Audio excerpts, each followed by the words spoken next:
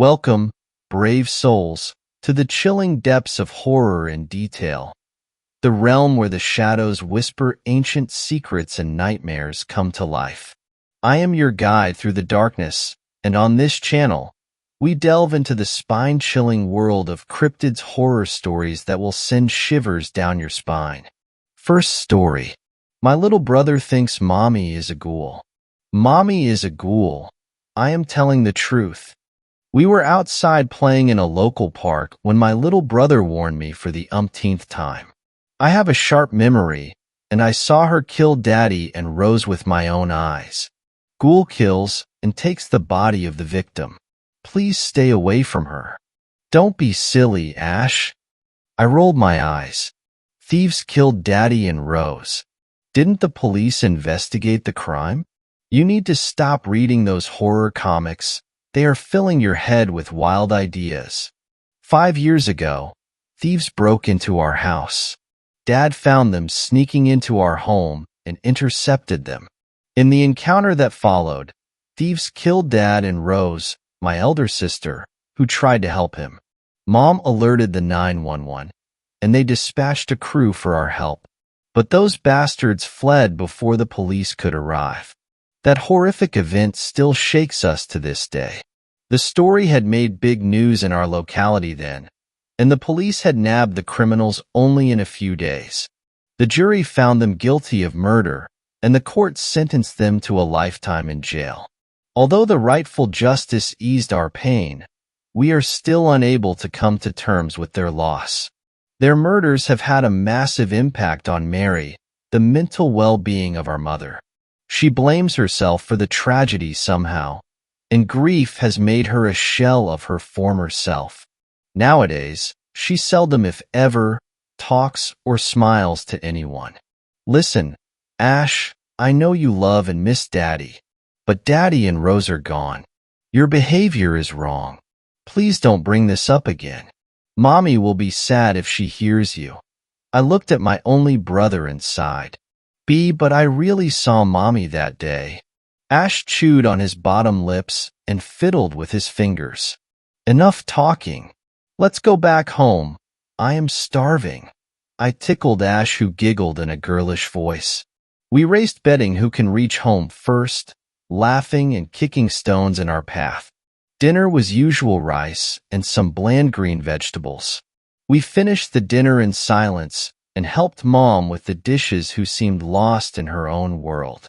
She didn't utter a single word the entire time. I hate to see Mom like this. I bit my lips and hugged Mom, wrapping my arms over her body.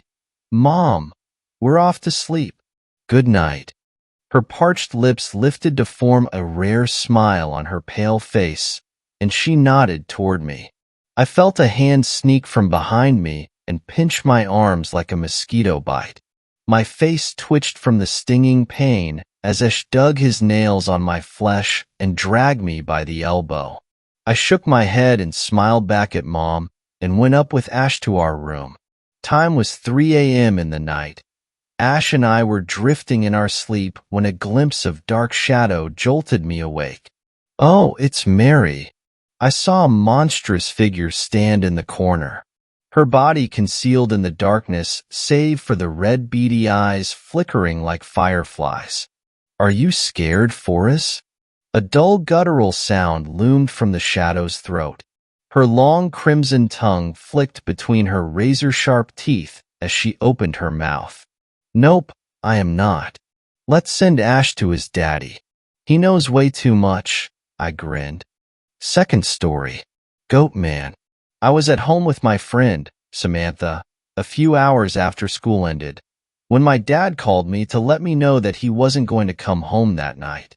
There was going to be a really shitty storm, and said he'd rather stay at a friend's house with a few co-workers than drive 2 hours. My dad is a construction worker. He works at different locations for every new project. This one was far. My mom came home not too long after, drenched in rain. She talked to Sam for a bit before telling us she'd be upstairs taking a shower and filling out some paperwork from the office. Shit was thrown into the air at around 8 p.m. when Sam and I heard knocking on the door. It was already weird, because who the fuck is even out in this weather? It was pouring rain, and the streets looked like an actual stream of piss. I went down to the door, dragging Sam with me, only to be greeted by nothing. We were looking out the door for a little under 5 seconds when we heard knocking again. Now, this is when the shit that was thrown into the air reached and hit the fan. Sam and I instantly pissed ourselves when we realized someone was knocking on my back door. My back door being the door leading to the backyard. We quietly went up the stairs to my mom's room, finding her asleep, not even changed out of her work clothes. I woke her up immediately and told her someone was in our backyard. This obviously caused alarm, and seeing her so freaked out freaked Sam and I out even more. This might not sound as scary to you, but being home without my dad in the house was scary enough on its own. Mom went down into the kitchen, with us trailing not even 2 feet behind her, and she pulled out her rolling pin. Before we could reach the door, the knocking stopped. Mom reached over and pulled the curtain back. All Sammy and Mom saw was pitch black, but I swear I saw someone standing a few feet away from the door. Maybe it was because I was the only one of us facing its direction, but it was tall as fuck, like 7 feet and maybe over. That's all I could tell you because that's all I saw of it. It was probably just one of the tree branches. It's really windy out too, Mom suggested. I could tell Sammy wasn't too sure, and I knew damn well it wasn't a tree branch, but why freak the rest of them out? I know now I should have told them so we could have left, but I kept quiet for their sake. About an hour after that, Mom decided to go to the department store down the street to pick up some dinner and left both of us at home. It was only 5 minutes later when we heard knocking again. I quickly felt uneasy. It could be your mom? I went down to the door and asked who it was. The following 5 seconds of silence were the longest 5 seconds of my life. It's me. It was Mom, but at the same time I felt like it wasn't. Looking back now, I realize her voice sounded like it was lacking all human characteristics. It wasn't playful, nor was it frustrated at how long we were keeping her in the rain. It sounded like she didn't even know what emotions were. I opened the door without unlocking the chain and was greeted by my mom. Sam and I let her in, and she came without any bags. She sat down on the couch for a few minutes, looking around. She was so fucked up. She seemed glitchy, like her actions weren't flowing smoothly. Mom, are you okay? You don't seem right. Her eyes looked at me before the rest of her face turned. It was just a long walk. Cold. Outside. Raining. She kept listing words and phrases that made little sense. I was getting more uneasy by the second, but I think Sam was just glad we weren't home alone anymore. The scariest thing that happened that night happened during one of Mom's rambling. Sammy had asked her what we were having for dinner, and she started listing more foods that we didn't even have. Halfway through her rant, I received a text from Mom. Do you girls want lasagna? Ask Sammy what she wants. Take your time deciding. It's so warm in here. My heart instantly dropped. Mom was right in front of me, talking about fish fingers. Sam and whatever was pretending to be Mom directed their attention to me. I was panting and, according to Sam, all color had drained from my face. Who is it? Mom asked. Wrong number. I quickly flashed a smile. You look tired, Mom. Do you want to go to bed? Sam and I will make dinner. I think I just need a bath. We nodded and she stood up and made her way to the stairs. She was at the bottom of the stairs when I pulled out my phone to take a photo. I looked down at it for 1 second to cancel the 20% remaining notification, but when I looked back up, Mom was already at the top step. I can't stress this enough. The time in which I looked at my phone and looked back up was impossible for someone to walk 13 steps. I ran back to Sammy and waited until we both heard the water in the bathroom running. Sam, my mom texted me. What? When that thing was talking to us, my mom texted me. She started freaking out and thinking for reasons. Maybe she meant to send the text earlier, but it only delivered now. It seemed valid. Apple is always glitchy like that. But we decided to call her anyway just to make sure. Just as the phone started ringing, someone knocked on the door. We went to see who it was. Sammy was about to open it, but I put my hand in front of her. I was so terrified at this point that I was in tears. Sammy stared at me in confusion. "Hey, Mom," I said into the phone. I was shaking, and as soon as Sammy heard me say that, she looked like she was about to throw up. "Open the door. It's freezing outside." I sighed in relief and threw door open. Mom was standing there with the phone pressed to her ear and her shopping bags around her feet. We quickly explained what was happening, and it took my mom 2 minutes of hearing the story for her to climb up the stairs and walk towards the bathroom. She literally kicked the door open and found the tub almost filled to the rim. The window was also open and the fly screen was torn. The rest of the night consisted of us trying to get over what happened. We ended up sleeping together in my mom's room, and my dad came home early next morning. I only started researching a few days ago, and I found out it was the Goat Man. I also came across this story which shares similar aspects. Please read the story I linked, because it's a lot more terrifying and has more encounters than I did. Third story. Something or someone was in my bedroom last night. Let me clear one thing up. I'm a man of reason. I never believed in ghouls, goblins, or ghosts. But one night that changed. I don't know how to deal with this, and I hope someone shares my experience. Or rather, visit. It happened on a day like any other day. I was in the office. I have an upstanding position at an insurance firm. I'm the company's working bee. I love my work. I'm the first one to show up and the last one to leave. Crunching numbers from 7 to 1,500 hours. This day was busy, and I left a bit later than usual. It had been a long day, and I was mentally exhausted. I decided to walk home to make up for the time sitting on my ass all day. The walk home takes about 35 minutes. Nothing too strange happened on the road home, other than seeing the shadow of a tall man with a weird shape walking behind me for a short time. I didn't look back and just made a mental note like, strange. Must be wearing a weird hood or something. The shadow looks all wrong and bent. At home, I did my standard routine. Make food, watch TV, read, go to the bathroom, and then off to bed. I fell asleep within seconds as I always do. Some people would call that a superpower. I woke up from a loud crash in the dead of the night. The moonlight was at least passing through my window. I lay still and just listened. Was it my garbage bin on the driveway that fell? I heard the wind howling after all. The house makes cracking noises, but it's not out of the ordinary. It's an old house after all. But then I heard something that made me worried.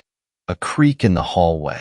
You know, the way old wooden boards sound when someone walks on them. I thought to myself that if someone is breaking in, I will freely give them whatever they want. I hear another creak, closer to my bedroom. The door slowly opened less than halfway and I see someone in the opening, standing there, watching me, completely still. I froze in place and just hoped he would leave. And he did.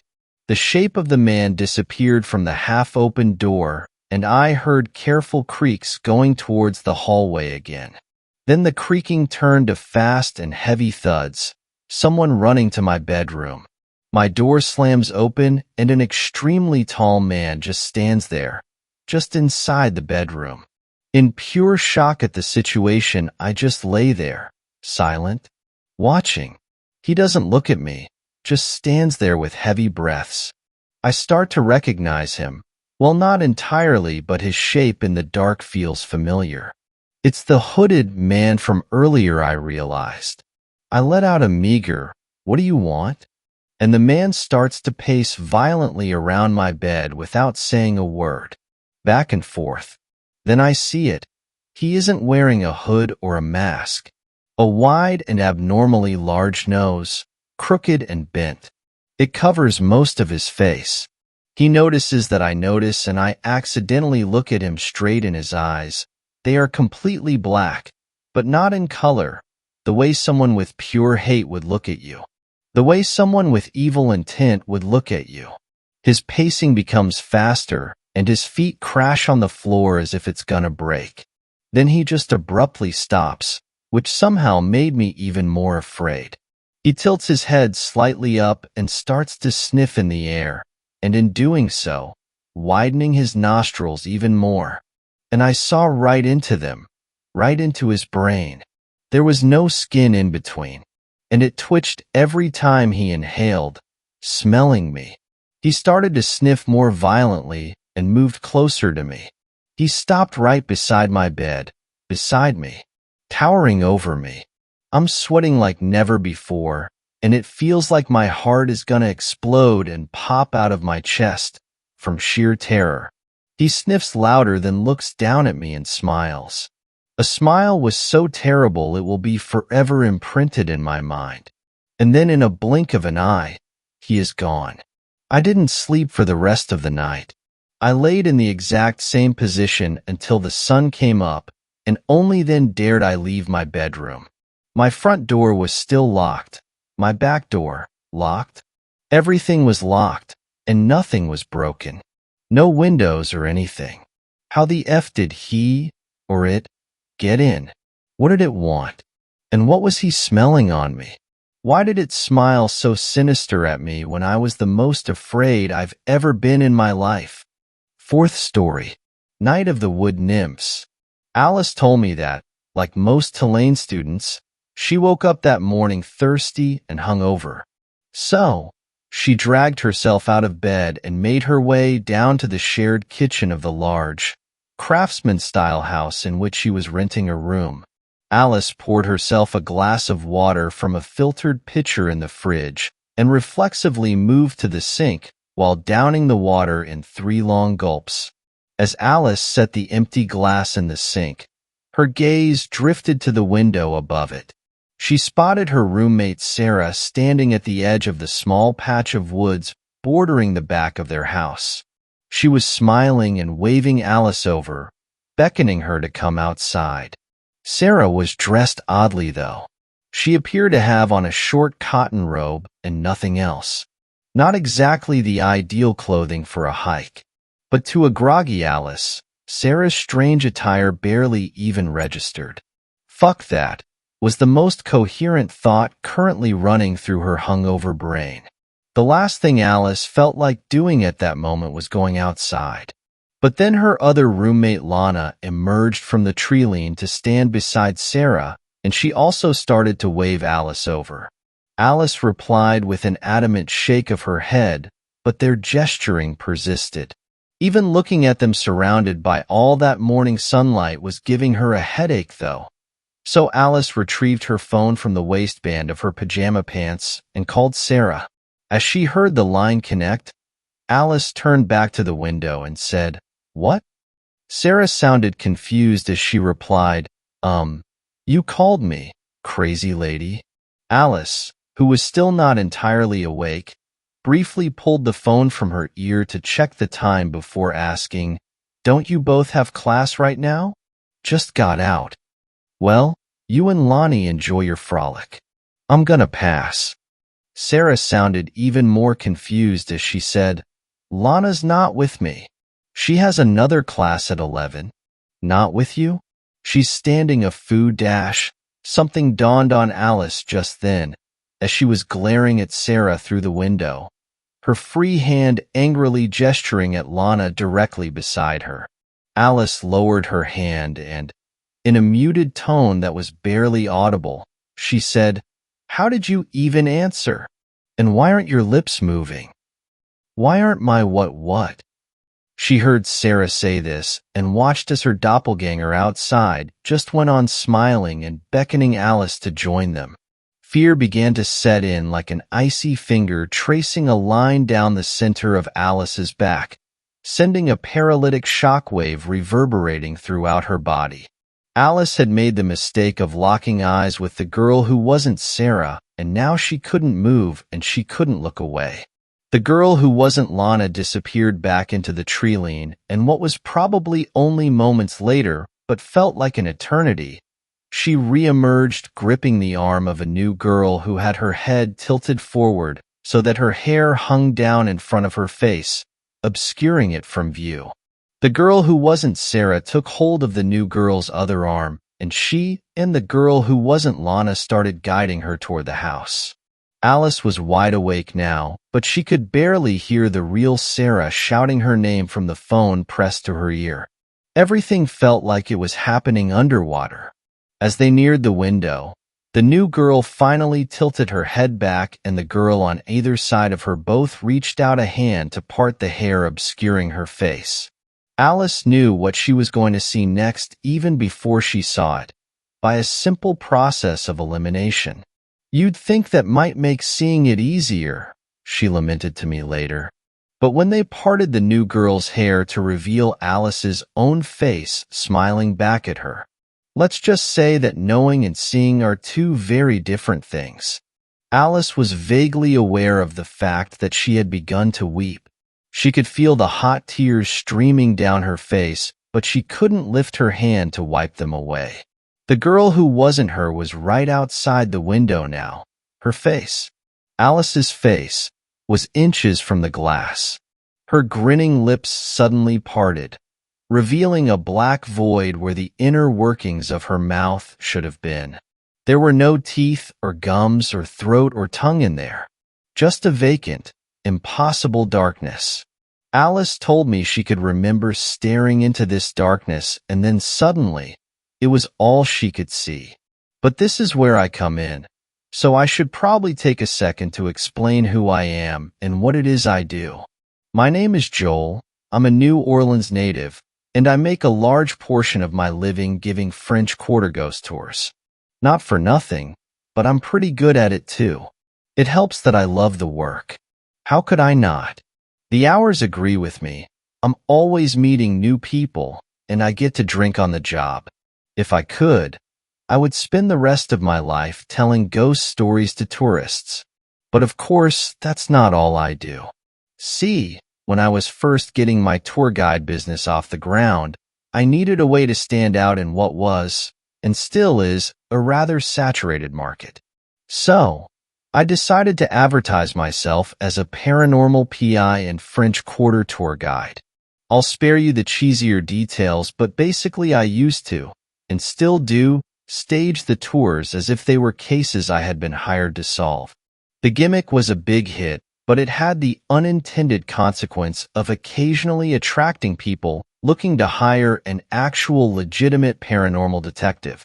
Probably not surprising to hear that those are a lot rarer than tour guides. And, as a young upstart business owner, I could only be offered considerable sums of money from desperate people so many times before I finally decided, fuck it. If they want to pay a consultation fee, the least I could do is hear them out. And if you think that means all I did was pocket the fee, listen to their problem, and then quote them some insanely inflated day rate for my actual services, well, yeah, obviously that was the plan. But as it turned out, I had a real knack for the whole paranormal detective thing. Sure, as with any specialized occupation, there was an initial learning curve. It didn't take long for me to get the hang of it, though, and rather quickly I started producing real results. To be completely honest, I had been raised with an advantage that made me uniquely suited to the job. But that, as nerds say, is a story for another time. For our purposes, all you need to know is that I had been working both ends of my advertised occupation going on 12 years the night Alice showed up at my office, which was a tiny space on the first floor of an ancient French Quarter mansion that had been refurbished into storefronts on the bottom and apartments up top. We called the main room of our storefront the lobby to sound classy, and the glorified walk-in closet at the back that was barely wider than the desk which housed it acted as my office proper. That's where Alice was when I finished my last tour of the night and entered the lobby to have my assistant Jeannie greet me with a grin as she said, "Prospective client waiting." Of course, the whole paranormal detective thing also attracted its fair share of crazies. By this point, though, I had an excellent system for filtering them out. And by that, I mean I had Jeannie.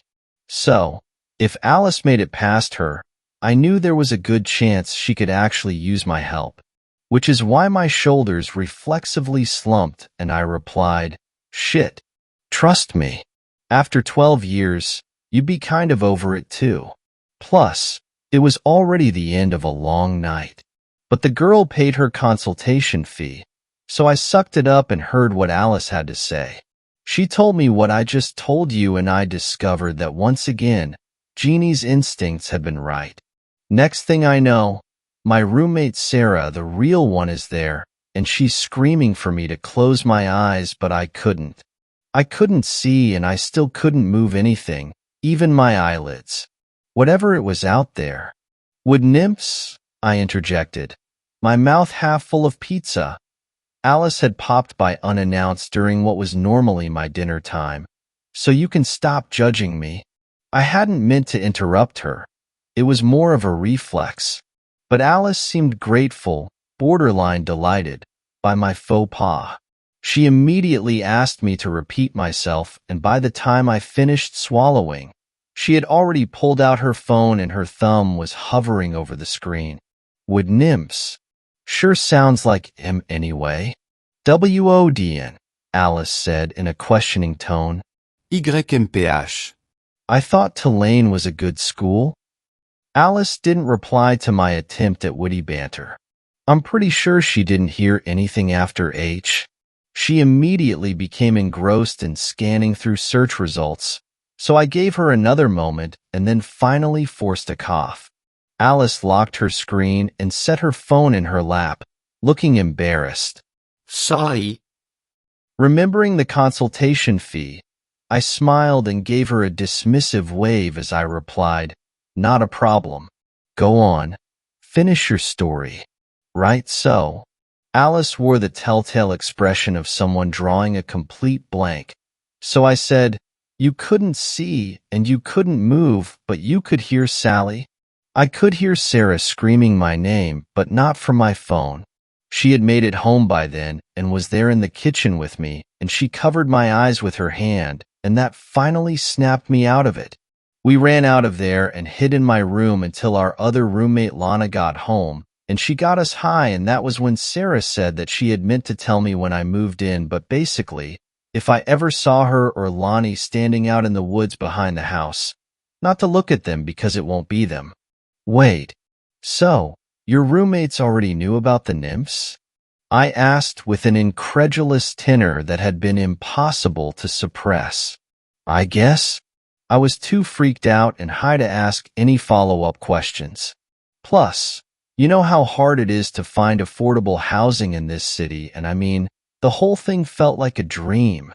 By the next day, I was convinced I had dreamed it, but then it happened again. I knew to look away this time, but it still scared the shit out of me, and of course I was home alone again. Only this time, when I tried calling Sarah and Lonnie, their phones kept going to voicemail. That was 3 days ago, and neither one has been home since.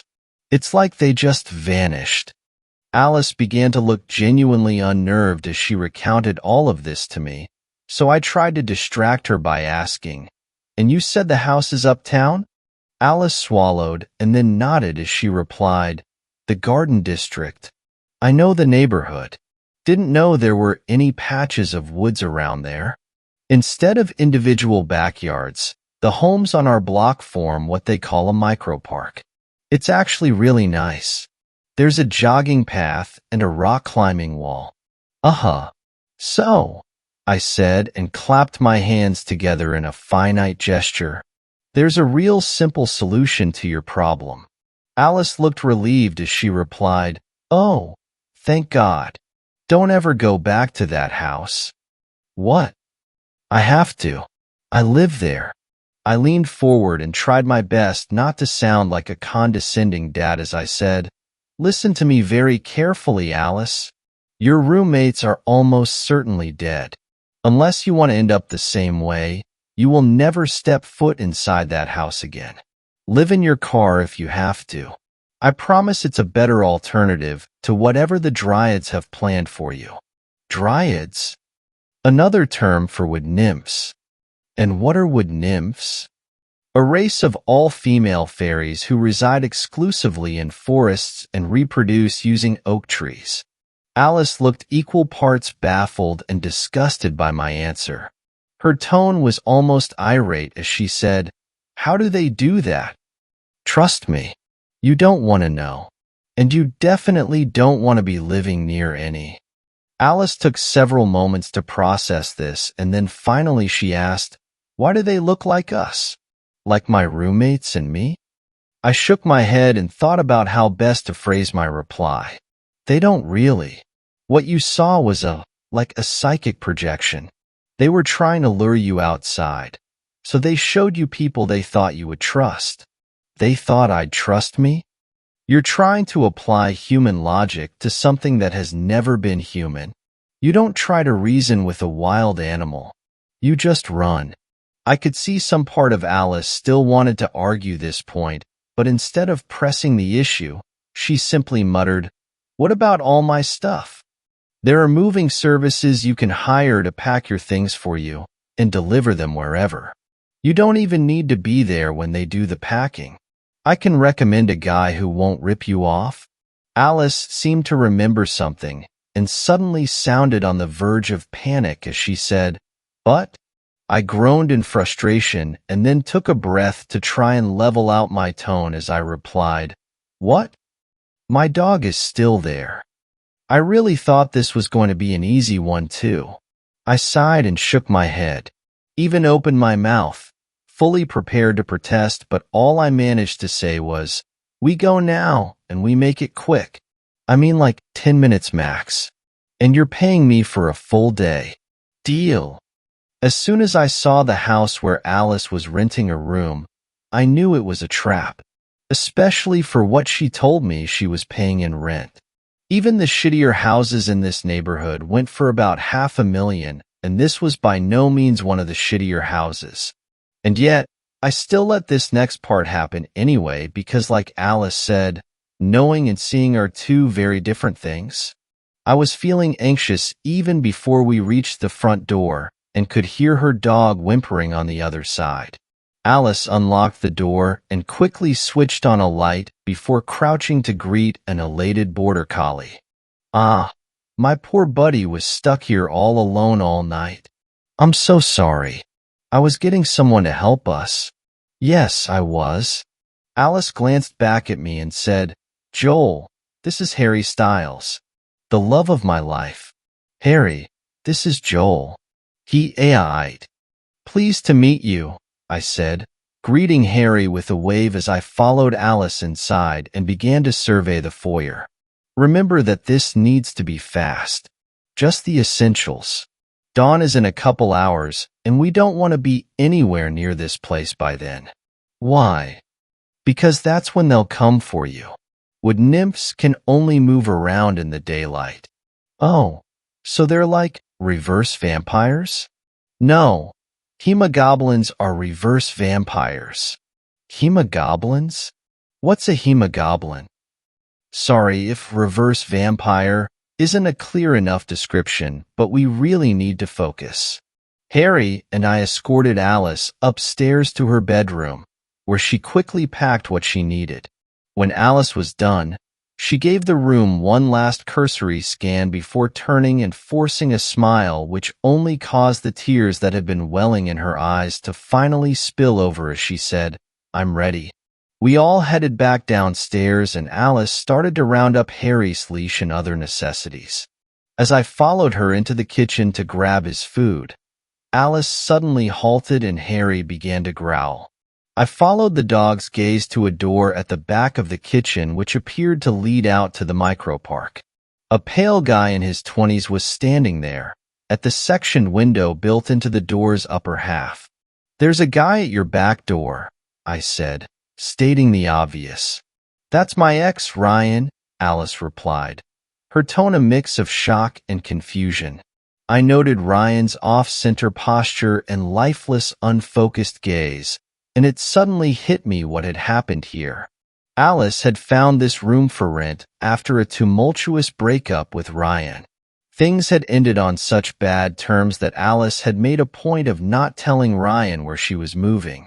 She had probably blocked his number and all his socials too, so he had no way of contacting her. But Ryan, who apparently never met a hint he was capable of taking, had somehow managed to figure out that Alice was living here at Casa de la Ninfa.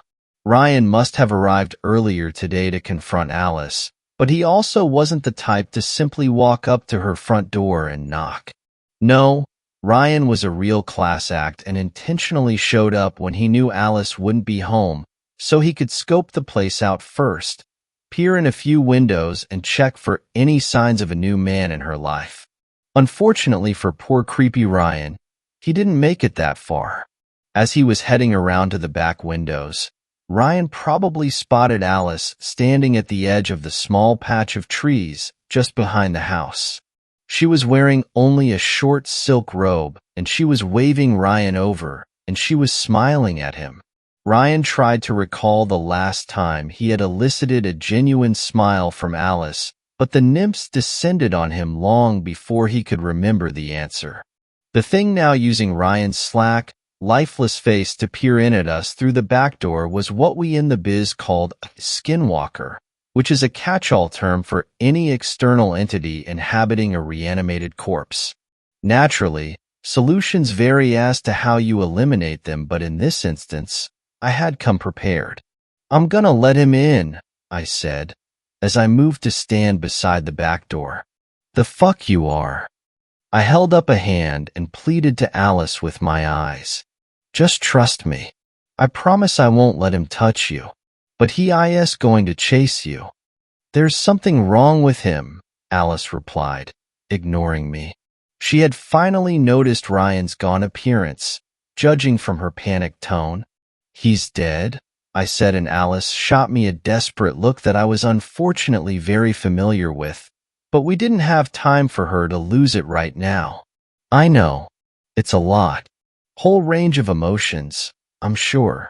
But you really need to pay attention. When I open this door, you need to run away. He is going to chase you, but I promise I won't let him catch you." "Okay." The skinwalker had pushed Ryan's face right up to the glass now, and his vacant eyes appeared to be slowly scanning the kitchen. A horrified Alice was just standing there watching him. So again I asked, "Okay?" "Okay," Alice finally replied with a quick nod of her head, her eyes still fixed on her dead ex. "Okay," I repeated and then placed my hand on the doorknob. "Run." Alice turned to do as instructed, just as I yanked open the back door, and the skinwalker entered the kitchen with an unnatural burst of speed. Fast enough that he lumbered right past me and I was able to jab the stun baton directly into the small of his back, hitting the base of his spine and sending 150,000 volts coursing through Ryan's nervous system, causing most of his major muscle groups to seize up. To an actual person, this would have been an extremely painful experience, but since the skinwalker couldn't feel shit, it just stood there twitching with its limbs awkwardly frozen in place. I retrieved the flare gun from my waistband and then gave Ryan's spine another prolonged shock to buy myself a few more seconds as I circled around to the front of him. By this point, I guess Alice's curiosity had won out over her fear because she poked her head back through the doorway just in time to watch me jam the barrel of the flare gun into her ex-boyfriend's open mouth. I squeezed the trigger and a sulfur-scented burst of red light turned Ryan's head into a human jack-o'-lantern. See, signal flares burn very hot, and wood nymphs are extremely flammable. It took only a matter of moments for the white-hot flare to bore a hole through the back of Ryan's throat and ignite the dryad currently coiled around his spine like it was made out of flash paper. I realized Alice was standing there just as Ryan's back began to emit smoke. Just enough time for me to shout, "Don't look!" But sadly not enough time for Alice to actually do so before something resembling a large flaming mandrake root tore its way out of Ryan's asshole and landed coiled in a writhing mass on the kitchen floor. "What did you do?" I started to turn back to comfort Alice when I realized it hadn't been her who shouted that, but rather her roommate Sarah. She had entered the kitchen behind Alice and was now standing there looking pissed. I opened my mouth to attempt to explain the horrific tableau she had just witnessed, though I'm still not sure how exactly I would have done that, when I felt a sudden stabbing pain in my left butt cheek. I reflexively spun back around to find Alice's other roommate Lana standing directly behind me and holding a hand behind her back. She smiled and waved at me with her visible hand as she said, "Hi." I'm Lana. "Did you just stab me in the BU dash?" My question was abruptly cut off as a section of the kitchen floor suddenly leapt up to smack me across the face. When I woke up a little over an hour later to find myself still staring at this same section of tiled floor, I realized I had simply fallen over. I assumed Lana had injected me with something to knock me out, and apparently, she had done the same to Alice. I could see her sprawled out beside me on the kitchen floor and quietly snoring. I couldn't see Sarah or Lana at first, but judging from the sound of their voices, they were both standing facing the back door's window and in the midst of a heated discussion. I mean, so what? What's the difference if we let them use the prick she brought here to impregnate her? Because we haven't vetted the prick she brought here. Alice and her scorned ex go missing? Abduction resulting in murder-suicide. That makes sense. But we don't know who this guy is. We have no idea what kind of heat his disappearance will bring. Well, he fried our only other option, and we're gonna have to kill them both either way. I say we might as well give it a shot. Sarah suddenly gasped. There was a hollow thud as she tapped a finger against the back door's sectioned window and said, "Look, they're waking up." "Fuck you. I'm not looking at those things." "Don't be such a chicken. Just don't make direct eye contact." "How hard is that?" "Now, quick. Before they do the HHH. Clearly, neither of these girls had been expecting me to have an almost superhuman tolerance to barbiturates, byproduct of a lifetime battle with chronic night terrors, because they had left both the flare gun and my stun baton laying right there beside me. Also, Lana looked rather surprised when she turned to find me electrocuting her buddy and aiming my freshly reloaded flare gun at her face. For some quick context, these demented bitches were planning on feeding me to wood nymphs and then letting my reanimated corpse do unspeakable things to Alice, presumably so they could harvest the resulting newborn dryad's afterbirth, because fun fact, wood nymph placenta is a catalyst in a bunch of dark rituals. Sarah and Lana were likely witches who were using this stuff to keep themselves looking young. I did some digging afterward and found photos of them dated as far back as the 1950s, so they had been at this for a while and were also likely the ones who led Ryan to the house.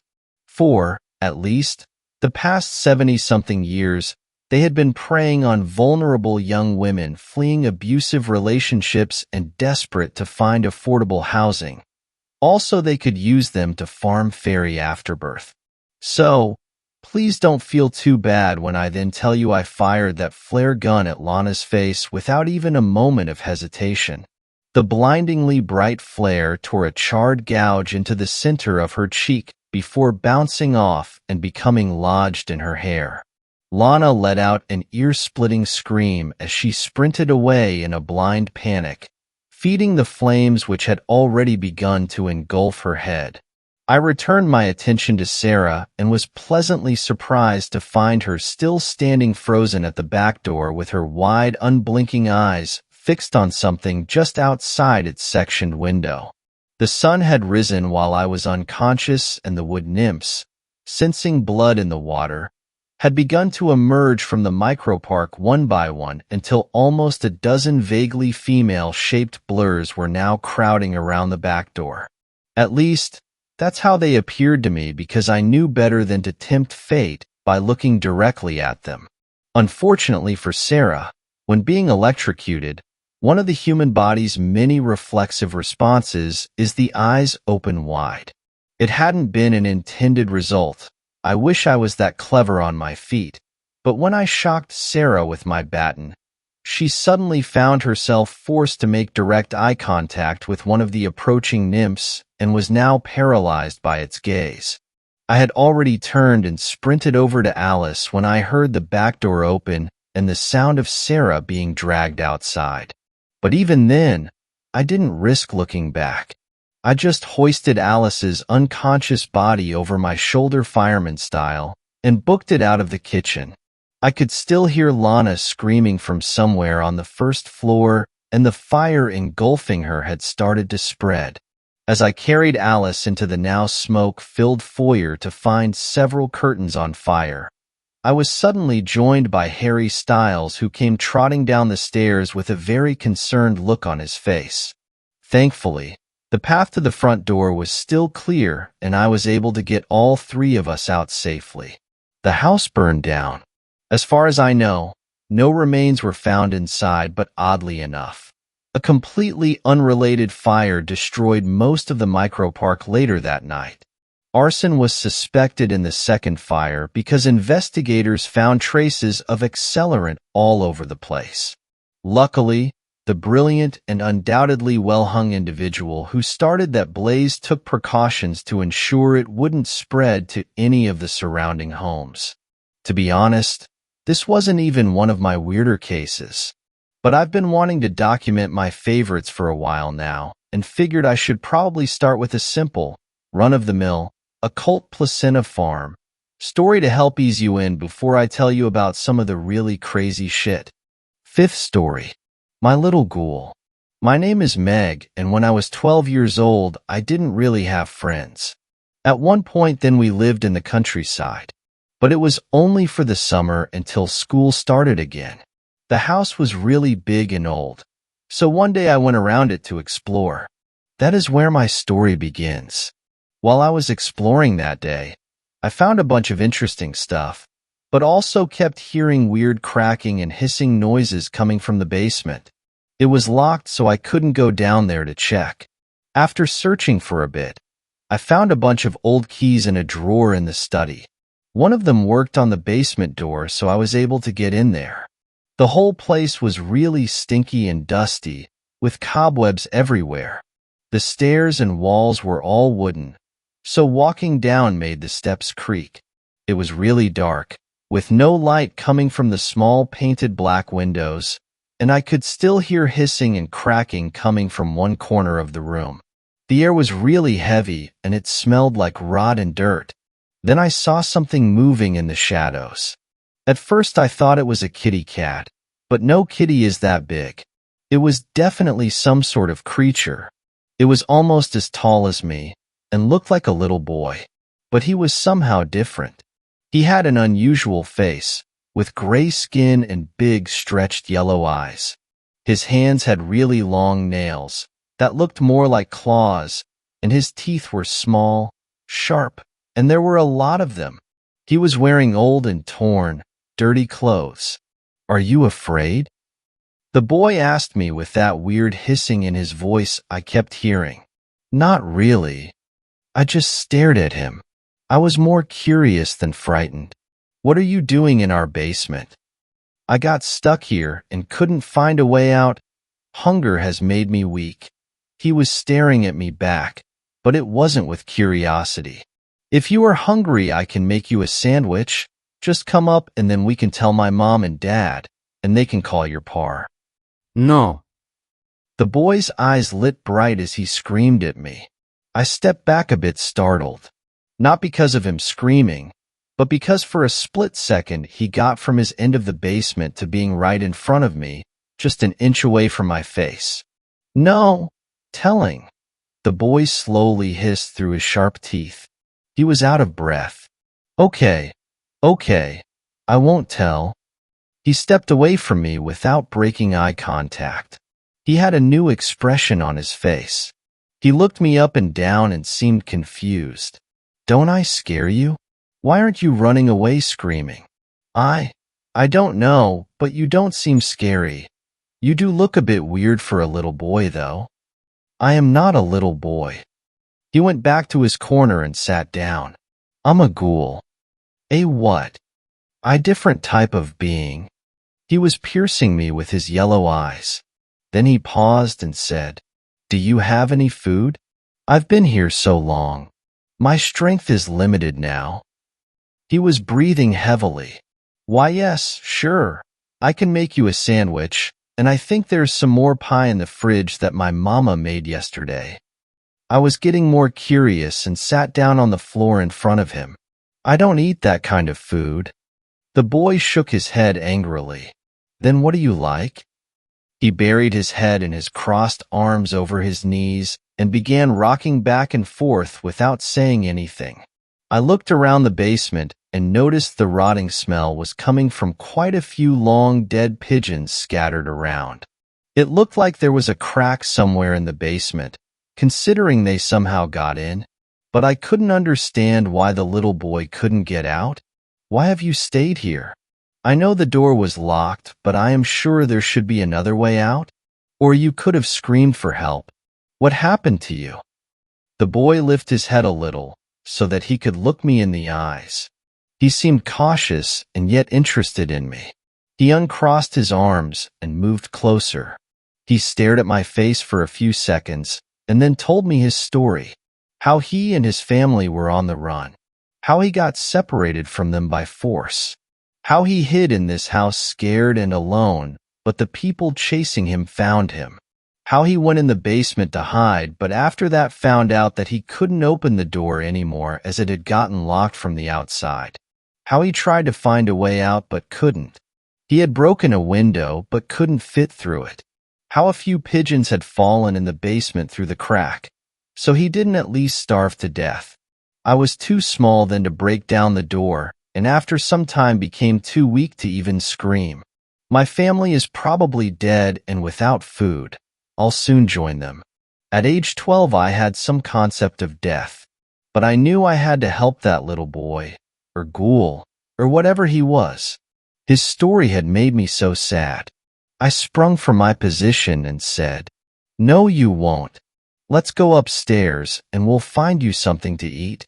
The boy seemed somehow disappointed. I can't handle light right now. From down here I never know if it is day or night out there, and I am too weak to be on the move for a long period of time. I stayed on my place thinking what to do. Well, I will find something for you. Until then you can stay here. I won't tell my parents if you don't want to. I laughed. EOMI. What is your name? You can call me Al, the boy said after a short pause. Okay, Al. I'll think of something and we'll come right back. I hopped on the stairs and out of the basement, closing and locking the door behind me. I was very excited. I had the feeling I am making a friend in the most unexpected way. I went to the kitchen and opened the fridge. I took out some leftover chicken, some peas, some carrots, a few apples, chocolate pudding, and some bread. I mean, if he didn't like sandwiches or pie. I took it down to him, and after a couple of days I found that he hadn't touched any of the food. It had started to spoil. At that point, he wouldn't talk to me anymore, so I kept trying to find ways to make him happy so that he would talk to me. One day I was out in the yard and I found a couple of dead pigeons in the bushes. I looked at them and remembered the dead birds in the basement. It sounded disgusting to me, but I was willing to try anything. So I got the rotting birds in a bag and I took them to Al. When I got to the basement, I heard his voice for the first time in a few days. You found food? His voice was weak and trembling. I said I wasn't sure and put the bag in front of him. To my surprise, he opened it up and started eating the rotting flesh off the pigeon's bones. It was both disgusting and fascinating. Over the next few days, I would find dead animals for Al to eat. My mom once almost caught me carrying a dead possum, so I had to be more careful after that. Al and I became really close. I would tell him about myself. He would tell me about his life. We would have the most amazing conversations and became the best of friends. With having found a food source he likes, Al began having more strength and energy. And then he started telling me some very strange things. So you eat only dead animals? I once asked him. Not really. He looked at me tentatively and slurped a piece of rotting meat. Imagine it this way. A ghoul, me, eating only rotting animals, is like a human.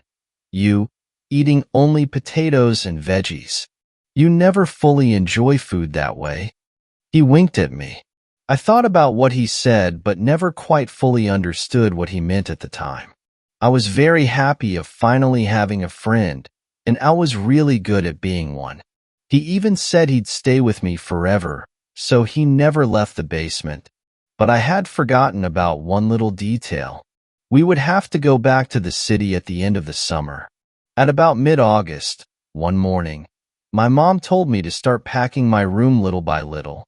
Then it hit me that I would need to leave this house, this basement and Al. And I didn't want to. And I couldn't tell my parents why. How could they believe me and let me be? I started arguing with her, and this lasted for a few days.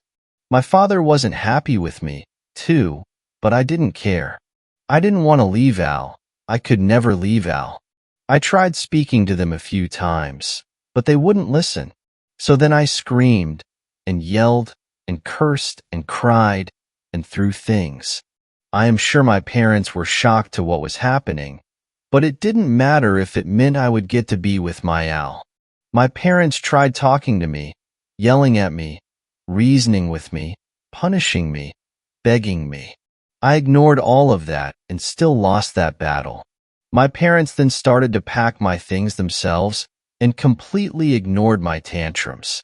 So I ran to Al crying. "We need to find a way to take you with me," I said in tears. That was the only option I could think of. My parents are awful. I hate them. They never listen to me. Al was watching me with his warm yellow eyes. I could swear I saw sympathy in them. You know that can't happen. Your folks will definitely notice someone else walking and talking along with them. Then he became quiet and after a few minutes asked, "What if I tell you you could stay here forever with me?" Yes, yes. How do we do that? I was crying my eyes out. For a second there I thought I saw Al smirk a bit. But I am sure I was seeing things because I would never find my crying amusing. Hold on. That can only work if I can have you all to myself. No one else's. Only mine. He held my hands while watching me intently. I found the spark in his eyes hypnotizing. What do you mean? I was getting confused to where Al was headed with this idea. You want to stay with me. I want to stay with you, he started explaining. But you are a part of a family. Your parents have no idea that I exist and don't have a clue why you want to stay so badly here. You've been trying to explain it to them in multiple ways, but they still don't listen, do they? No. I looked down sobbing. Al laid back and put his hands behind his head. I was sure the little smirk was back on his face. So if they don't listen, and you can't reason with them, and you've tried everything, then they will never understand. So the only way is, he shrugged and looked around the room while talking, is for them not to be around. He pierced me with his wild eyes and went silent. I stopped sobbing and blankly stared at the wall behind Al. For them not to be around. That sentence kept ringing in my head for a few minutes before I stuttered. Why you mean T2 make them leave without me for the city? Oh, no. You know they will never go for it. Al moved a little closer. I mean, make them not be around anymore. He stayed gazed at me for a little while. Then he just indifferently waved his hands around. You can think about what I said, Meg. I went up to my room and tried to get some sleep. But every time I tried closing my eyes, they would open back up again. I couldn't sleep. I tossed and turned around and saw the boxes my parents had started to pack. At the sight of them, I began feeling desperate, then mad and miserable at the same time, making me move, making me leave my first, only and best friend, making me obey whatever they say, making me do what I don't want to do. Parents know best. Bullshit. Al had been understanding. They hadn't been. They never listened to me. It had been 2 hellish weeks of my life that I wanted over. I got up and went downstairs. After about half an hour, I came back, went to bed, and slept like a baby the rest of the night. The next day, I went downstairs to the basement and brought another dead animal treat for Al and some new clothes. He was sitting in his usual corner. I threw him the carcass and everything else, and with a steady voice said, "I'll come get you tonight, when it's dark out." Al's face curved into a cunning grin. "I will be waiting." That night I took the keys to the basement, unlocked the door, and called for Al. He appeared at the bottom of the stairs, that sly smile still on his face, his eyes glowing unusually hungry. He slowly started walking up the stairs towards me, not moving his eyes from mine, not blinking. He went through the door, and for the first time I saw him, all of him, standing next to me. His wonderful black messy hair, his beautiful golden eyes, big and wide below thick dark eyebrows, his straight thin, slightly snubbed nose, his wide thin mouth hiding all those pointy little teeth, the little dimple on the right side of his slightly pointy chin, those perfect and wide cheekbones, his tall figure that surpassed my height a bit, with long grayish limbs. When he stepped next to me, he stretched, pulling his head back and his arms sideways. He took a deep breath and closed his eyes. "I smell," he said, slowly opening them up. "You've made a choice." He turned to look at me and smiled. "I made them not be around anymore," I stated in a simple manner. Then I looked to the right, where the bloody knife was still on the kitchen table, exactly where I had left it the night before. "Tough call." Al chuckled and raised an eyebrow. "No, couldn't sleep." Then he embraced me with his long arms, held me tight, and kissed my forehead. "I'll clean up for you," he said, and slowly started walking towards the staircase. After a couple of minutes, I followed him. I got up to the second floor. I went to my parents' bedroom. I peeked inside and saw Al leaning over the dead, rotting bodies of my parents, laying in their own blood and excrements, the same bodies that 24 hours ago I stabbed in their sleep. Al was slowly feasting on the rotting flesh, letting out joyful sounds from time to time. That sight made me so happy. I guess he's not on a diet anymore. My Al, finally free. Us, together, finally free. Now we could be together forever, just like Al promised. I am a little older now, 16 to be exact. Al and I are still inseparable. We live in that same big old house where we found each other. No one ever came looking for me, or my parents. I guess my father never bothered to tell anyone where we went off to that summer. Once only, a couple of hunters found Al's traces, but we invited them to dinner, so we are fine. Al hasn't had to diet anymore, so he is pretty happy. I help him with the preparation of his food, and then he joyfully gorges on it. I don't think I have ever known such true happiness before. Unfortunately, the news have recently reported police investigations in our region on the accounts of missing people. I am not sure where that would lead us and what would happen, so just in case, I have put my short memoir together, so that you know my story. To anyone out there reading this, just know me and Al are happy. He is my family, my best friend, my everything. He is my little ghoul. And sometimes I wonder what would our babies be like.